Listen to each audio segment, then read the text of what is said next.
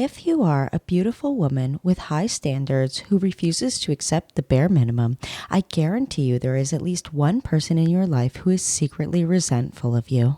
But what happens when that op is sitting right in your friend group, smiling in your face like a dummy? Sex and the City is ostensibly about the friendship between four women navigating their 30s in New York City.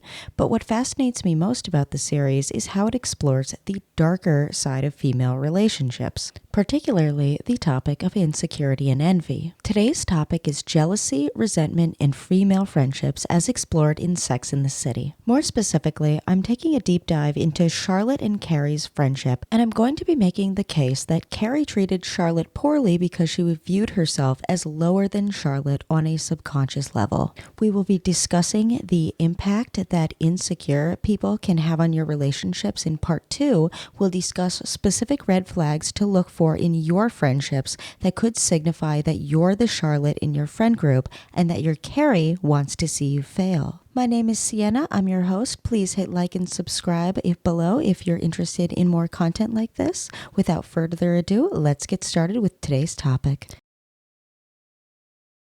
So I've been rewatching Sex and the City lately, and I don't think it's a huge stretch to say that Carrie was a pretty terrible friend. I'm obsessed with this character because I think she's an amazing warning to young women about what can happen if you just totally lose yourself while dating. Probably the most egregious moment that exemplifies this is when Carrie sends Aiden over to help Miranda when Miranda is hurt and she asked Carrie to come over.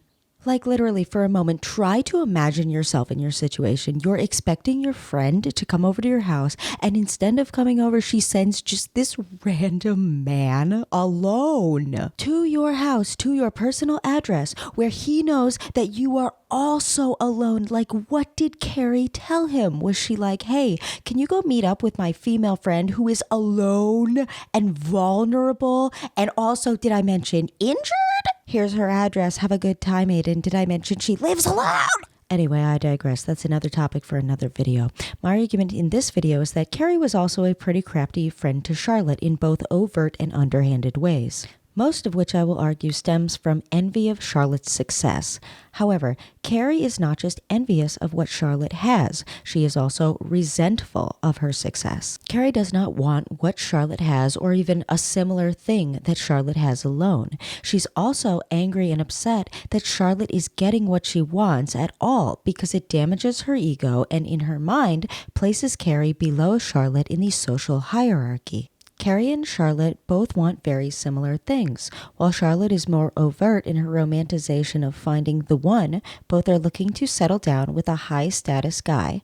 Both have creative hobbies and a taste for luxury and want to live an elegant lifestyle of high society. The primary difference is that Charlotte is successful in attracting the type of lifestyle and partner that she wants, while Carrie is, for the most part, not. I also have a whole video planned on why Charlotte married the best out of the four main casts, so definitely subscribe if that's something that you're interested in.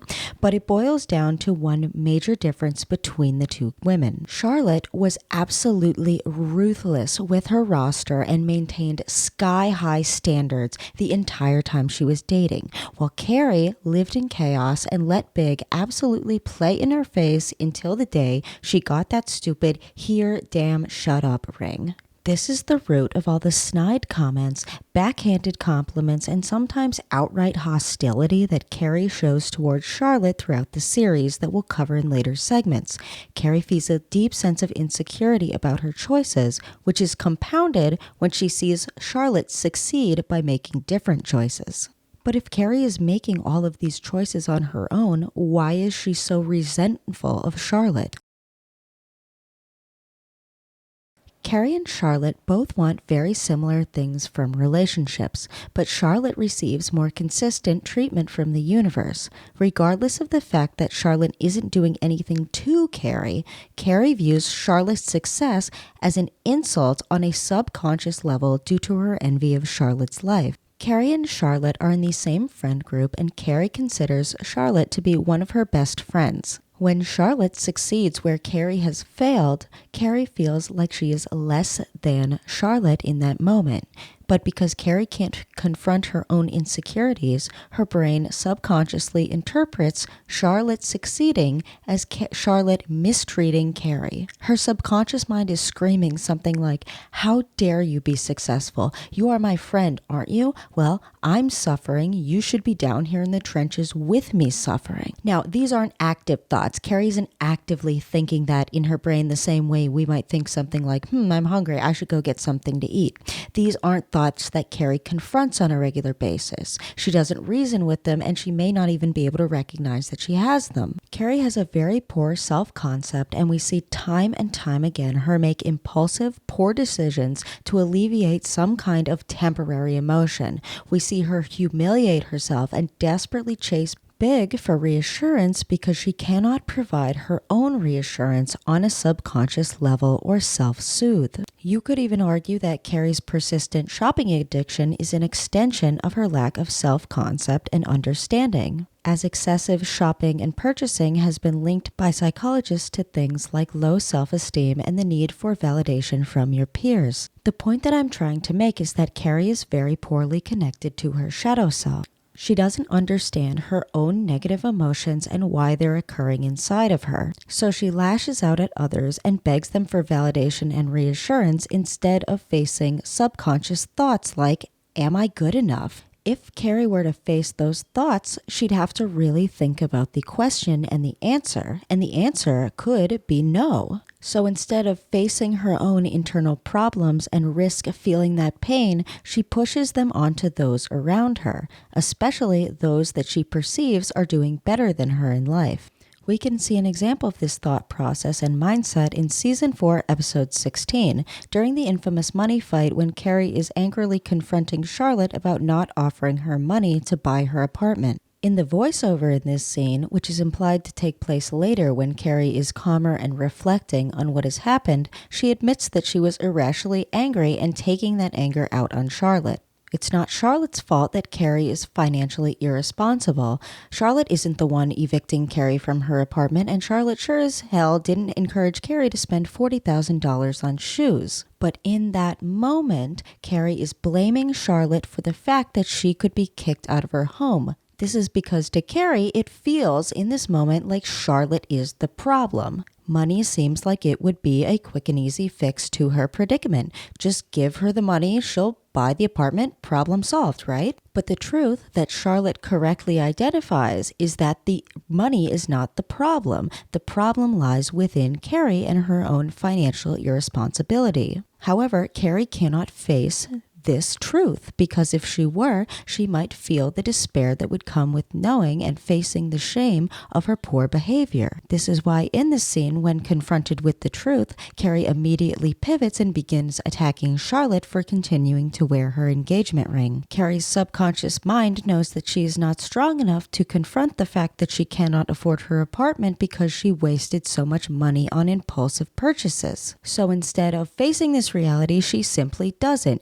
She forces the problem onto other people.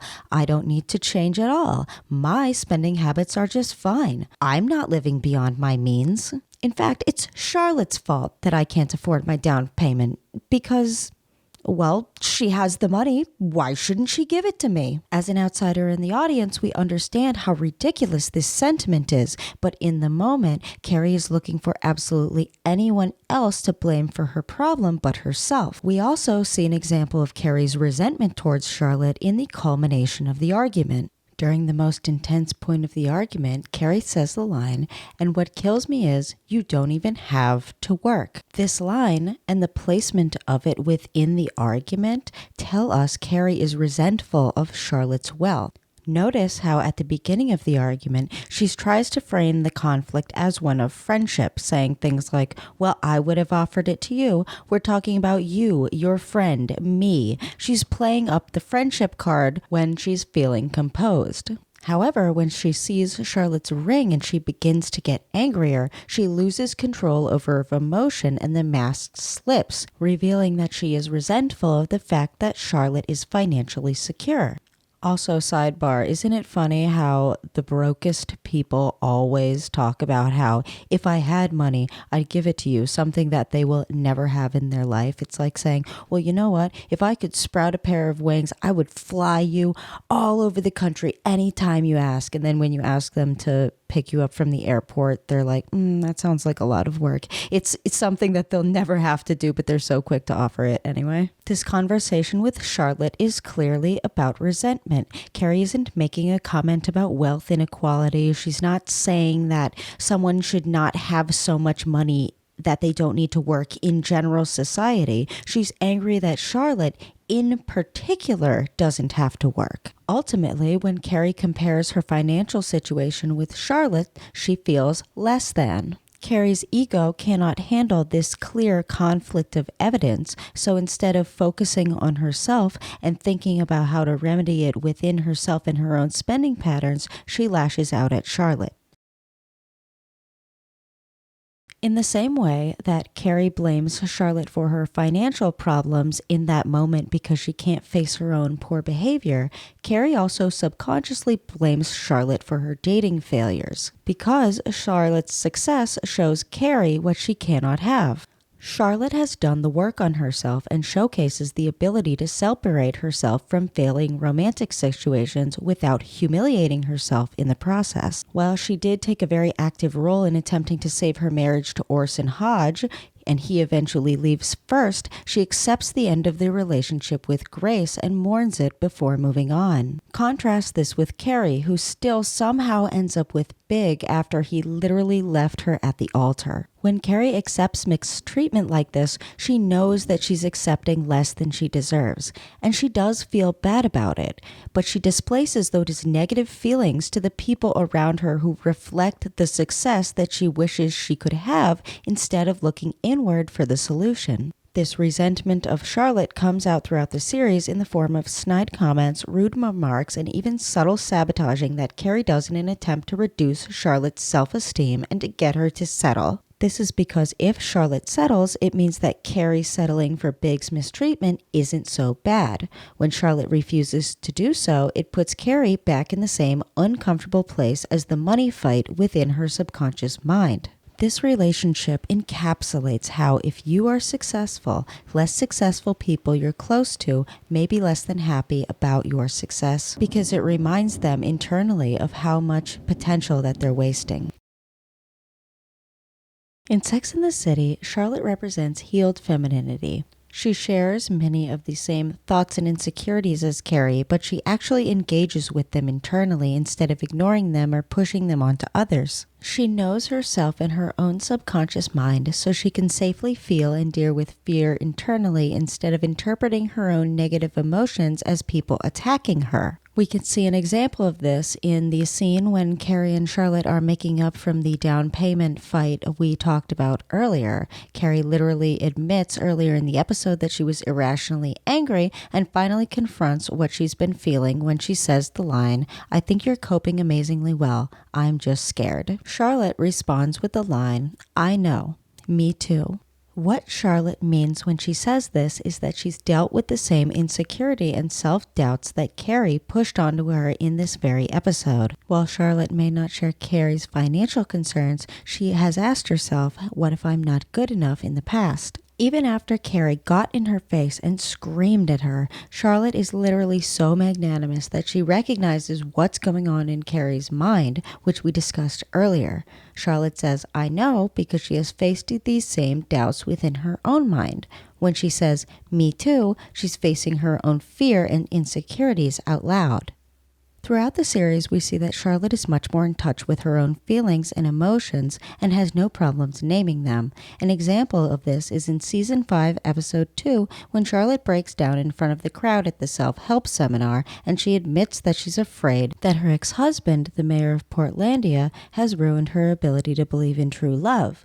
We see that she's secure enough in her ability to cry and admit her insecurities without blaming someone else. She's so in touch with her own emotions, she can do do so in front of a crowd of strangers. On the opposite end of the spectrum, Carrie cannot admit thoughts like these even to herself. In her journey to find love and eventually settle down with Harry, Charlotte stays flexible while also maintaining her standards and never losing herself.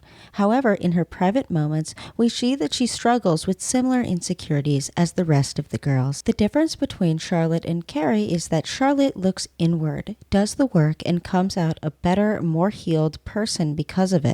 Carrie refuses to learn and keeps repeating the same mistakes because of it, and her lack of self-concept causes her to resent Charlotte on a subconscious level. Does this sound like a relationship that you're in? In part 2, we'll discuss 6 red flags that I noticed in Sex and the City that revealed to me that Carrie is secretly very jealous and resentful of Charlotte. You can look for these red flags in your own life to assess how much energy you want to share with the people around you who may not be as invested in your success as you are. If you'd like to learn more about these red flags and how you can spot them, please hit the subscribe button below so you'll be notified as soon as it's released. Thank you so much for listening, ladies, and I'll talk to you next time.